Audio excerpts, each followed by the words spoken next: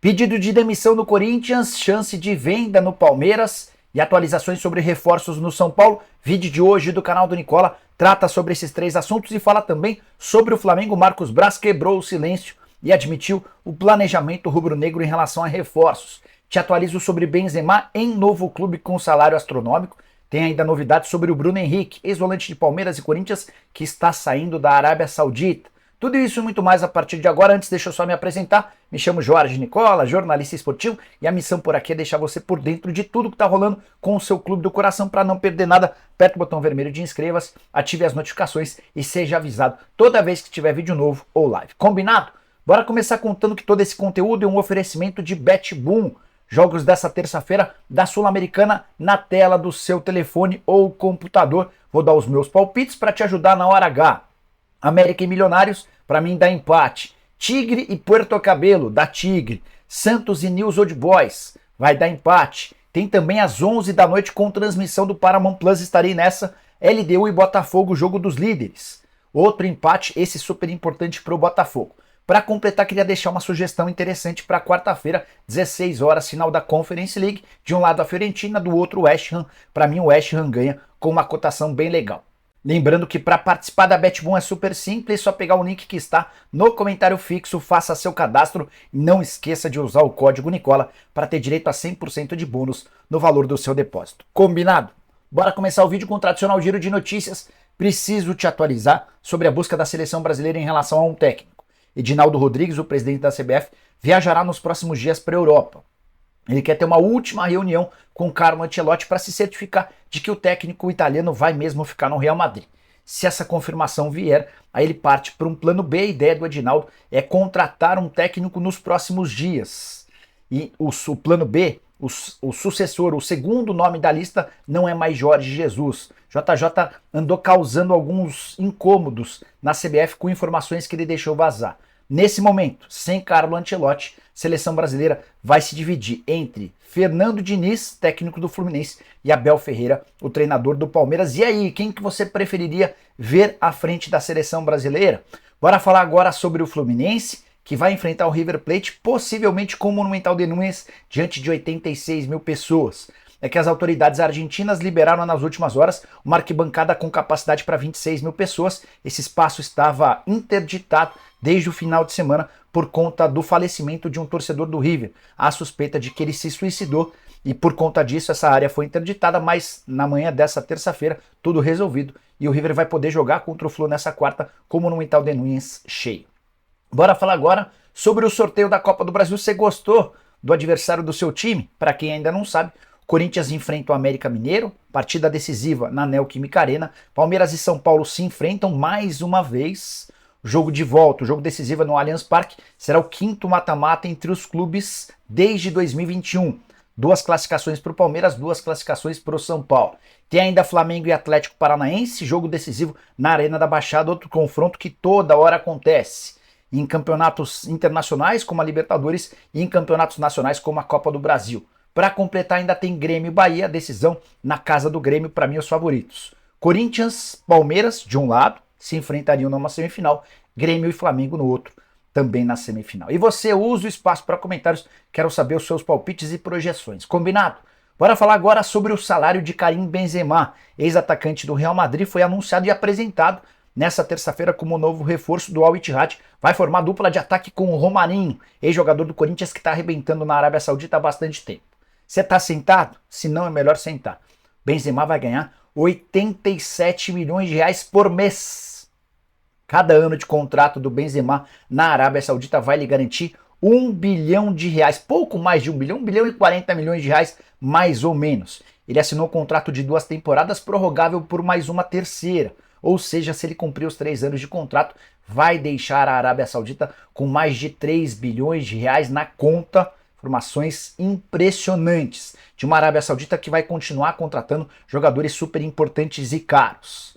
Kanté, jogador que pertence ao Chelsea da seleção francesa, interessa ao Al Ittihad, o mesmo clube que acaba de contratar o Benzema. Outro que pode ser contratado, Adama Traoré, atacante de lado muito forte do Wolverhampton, gosto bastante desse jogador com passagem pelas categorias de base do Barcelona. O Al Ittihad, assim como o Al Nassr, o Al Hilal, vão se reforçar e vão contratar jogadores bem interessantes. A ideia do governo saudita é transformar esse campeonato em um dos principais do país, ou do mundo, desculpa, pensando na possibilidade de receber a Copa do Mundo de 2030. Só para arrematar, é importante contextualizar que 75% das ações dos 4 maiores clubes sauditas foram adquiridos por um fundo que tem o herdeiro da família real saudita como dono.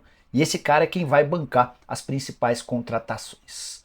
Hora de falar agora sobre Bruno Henrique, ex-volante do Corinthians, do Palmeiras, que deve, entre aspas, se tornar uma vítima das contratações milionárias do futebol saudita. Ele fez grande temporada com a camisa do Al Ittihad, foi campeão da Copa, foi campeão do Campeonato Nacional como titular absoluto. O contrato agora acaba agora na metade do ano e o volante ainda não foi chamado para renovar o contrato. Tudo porque o Al Ittihad pretende usar a vaga do Bruno e de outros estrangeiros com a chegada de jogadores de mais nome. Cada clube pode atuar com 8 estrangeiros e vai acabar sobrando para o Bruno Henrique. Boa notícia para os clubes brasileiros.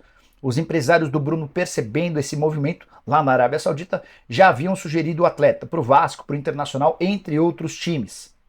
Jogador na casa dos 30 anos de idade que pede mais ou menos R$800 mil por mês para assinar contrato. Você gostaria de ter o Bruno Henrique no seu time do coração? Use o espaço para comentários, estou curioso para saber o que você pensa também sobre esse assunto, beleza? Bora falar agora a respeito do São Paulo. Atualizações importantes sobre Lucas Moura, Marinho, Savarino e Soteldo, nomes especulados no São Paulo nos últimos dias. O Belmonte deu uma entrevista, o Carlos Belmonte é o diretor de futebol do São Paulo, deu uma entrevista depois do sorteio da Copa do Brasil. Também conversei com o Júlio Casares, que é o presidente do Tricolor, para bater cada um desses nomes.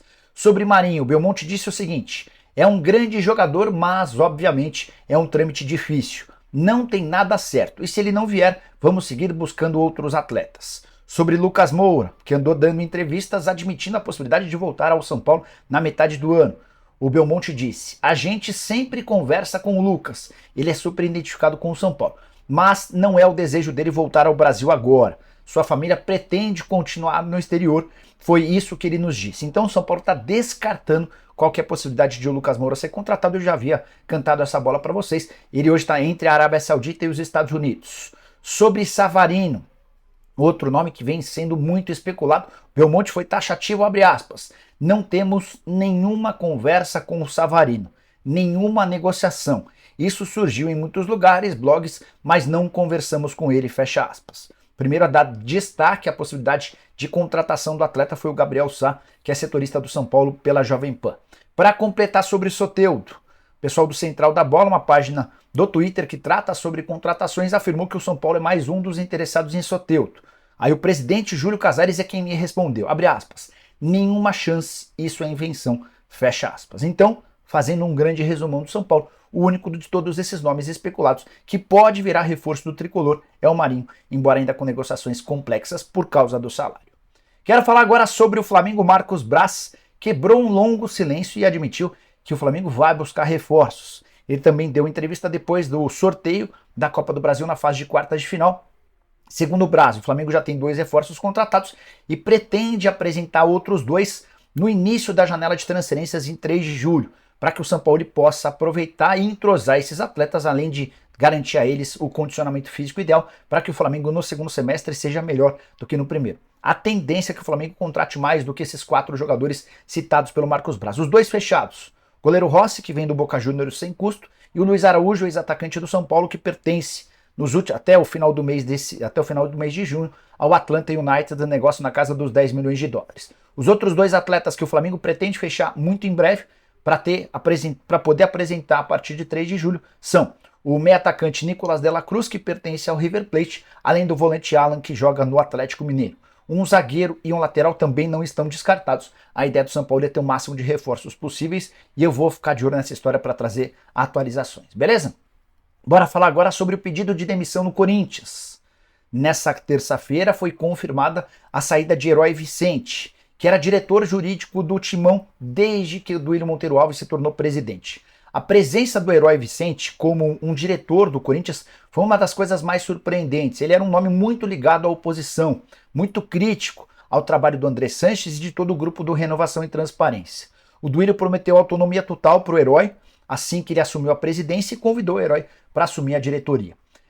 Esse pedido de demissão às vésperas ou alguns meses da eleição também demonstra a preocupação do Herói em não se vincular a uma próxima candidatura. Ele só está no grupo, ou só esteve no grupo da situação pela presença do Duílio Monteiro Alves. Como o Duílio não pode concorrer à reeleição e o provável candidato do grupo da situação é o André Negão, com quem o Herói Vicente não tem boa relação, isso ajuda a explicar a saída desse diretor. É o terceiro diretor que deixa o Timão nos últimos 3 meses. Você já sabe que o Roberto de Andrade deixou o departamento de futebol por conta da pressão da torcida e o Silvio Romualdo também havia deixado o departamento de esportes aquáticos. Você pode ter certeza absoluta que a política corintiana vai fazer e causar bastante nos próximos dias. Conversei com o Herói Vicente antes de gravar o vídeo, perguntei para ele sobre a saída. Ele disse o seguinte, abre aspas, vou tirar longas férias do Corinthians, assim espero.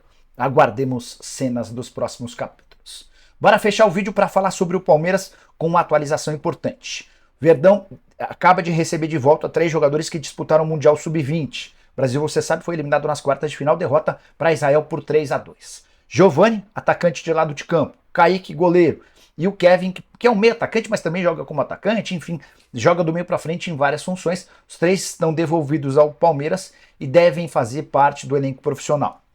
Na reapresentação dos jogadores, o Abel dedicou bons minutos a uma conversa com o Giovani, que é um atleta de enorme potencial que já foi desejado pelo Ajax, mas que não vem ganhando, ou não vinha ganhando antes de servir a seleção, muitas oportunidades com o Abel. Na seleção brasileira também não teve tanto destaque quanto se imaginava. De qualquer forma, esse é o cara que está sendo preparado para ser vendido na janela da metade do ano.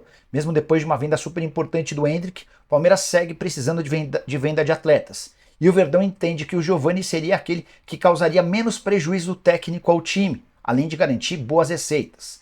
Giovani já teve uma oferta no ano passado de 12 milhões de euros, recusada do Ajax, e quando o time holandês acenava com uma oferta de 18 milhões de euros, o Giovani teve uma lesão importante no tornozelo, causada por uma dividida com o Daverson, que o obrigou a passar por cirurgia. O Giovani perdeu vários meses fora e o Ajax acabou desistindo de contratá-lo.